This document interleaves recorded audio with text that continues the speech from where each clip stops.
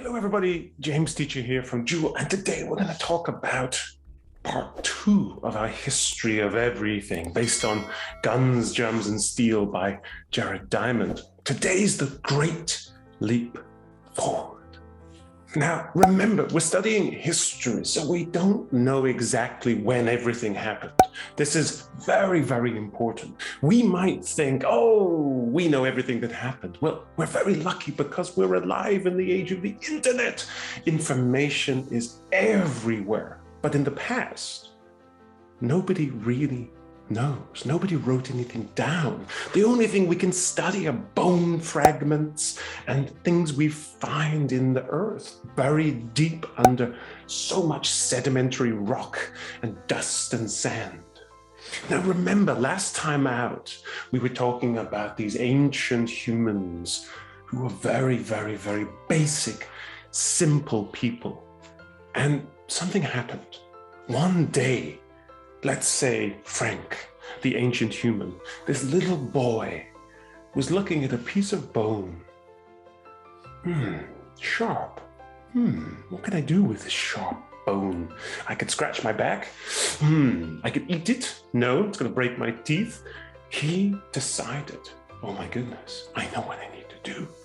I'm going to put it on the end of a piece of string and I'm going to make a fish hook. And he did it. He threw it in the water, caught a giant juicy fish in the river, and everybody in the village thought, oh my goodness, this is the chosen one. Oh, he was so special. But then another girl called Mary, a lovely biblical name, came along and painted a picture. Oh my goodness, it blew everybody away. Look at this picture of our world, of our life. It's incredible. She must also be the chosen one. No. So now we have Frank and we have Mary, and these kids are amazing. They're doing stuff like catching fish with fish hooks. They're painting pictures. And then another kid comes along. And now this kid, oh my goodness, it blew everybody away. This kid invented a hammer. Oh my goodness, he changed everything, changed the entire world, changed human history with this hammer. He can smash stuff. But that's nothing compared to our next girl called Lucy. Why not? Now Lucy comes along and she invents a bow and arrow. Oh my goodness, you can fire this piercing, powerful weapon and you don't even need to be close to the prey or to your enemy. Oh my goodness. Imagine if you have a bow and arrow, but the other guys don't, you're always gonna win. Now here's the thing, how did they develop this new technology? How did they come up with these new ideas? How did they teach the next person how to use this bow and arrow? Because nobody had ever seen it before. Well, one possible thing, and we still don't really know, but one idea is our voice box. You can put your fingers on it right now. Take a look. Can you hear it? Can you feel it vibrating when you go like there's a bee inside your throat? Voice boxes developed. With these new voice boxes, we were able to produce new sounds. We were able to communicate in a different way. Think about the difference between a chimpanzee who can't make sounds, can't make phonemes. You guys think about the alphabet, A, B, C, D, E, F, G. Chimpanzees couldn't do that, but we can. And we could because our voice boxes developed. That helped us in so many ways. They say, hey, do you see those guys over there? Let's get our fancy, shiny new bows and arrow and let's go and get them. Okay, sounds like a great plan. And that's what started to happen. We started to communicate in more advanced and difficult ways.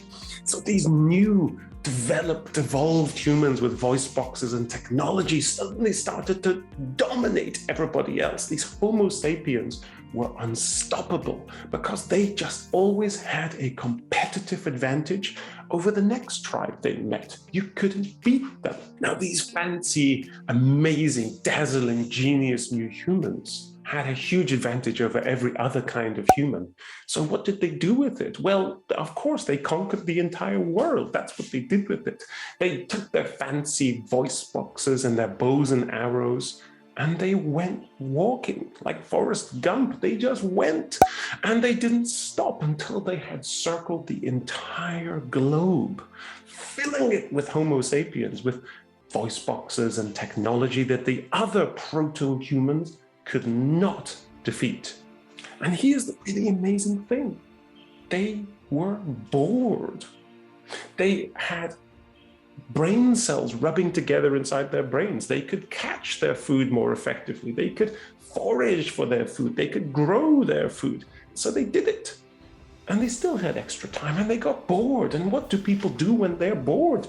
They start making things. They start painting things. They start drawing things. They start thinking about the world.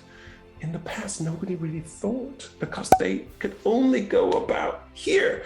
But suddenly, we have these brand new humans with amazing IQs, and they can think beyond what their parents thought about. They can think beyond what everybody else thinks about. And humans started to develop. So what did these amazing humans do? Well, we already said they went around the world. They started to conquer everywhere. They migrated like birds and spread across the earth. What did they also do with their fabulous, wonderful, fantastic new hunting skills and communication skills?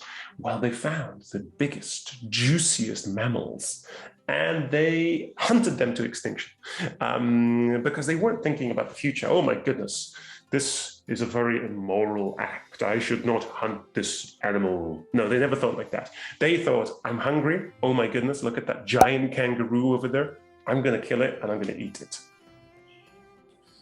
So they did. And they caused the mass extinction of so many giant mammals. That's why you don't see any giant kangaroos bouncing around in Australia. Humans ate them all. Think about even in the United States and Canada, the Americas, there were lions there. There were elephants there. But now they're not. They're all gone. They were all hunted to extinction by humans. But here's the funny thing.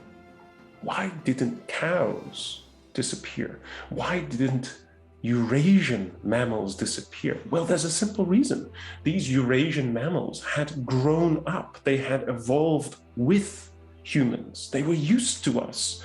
Think about the animals of Africa, the African continent. Their entire lives, they had been watching humans trying to hunt them. So they were better at running away. If you go to Australia, there were no humans there. So then suddenly these humans arrive and they start hunting these giant kangaroos. The giant kangaroos had no idea. So, oh my goodness, another animal has come into our ecosystem. Let me go and say hello. Hello. And the humans would kill them. They were innocent. They were naive. They didn't know what humans would do. So we have this massive moment, the great leap forward. These little genius kids start to develop new things. They started to come up with new ideas, and humans, Homo sapiens, spread across the entire globe. Wonderful, except if you're a giant kangaroo.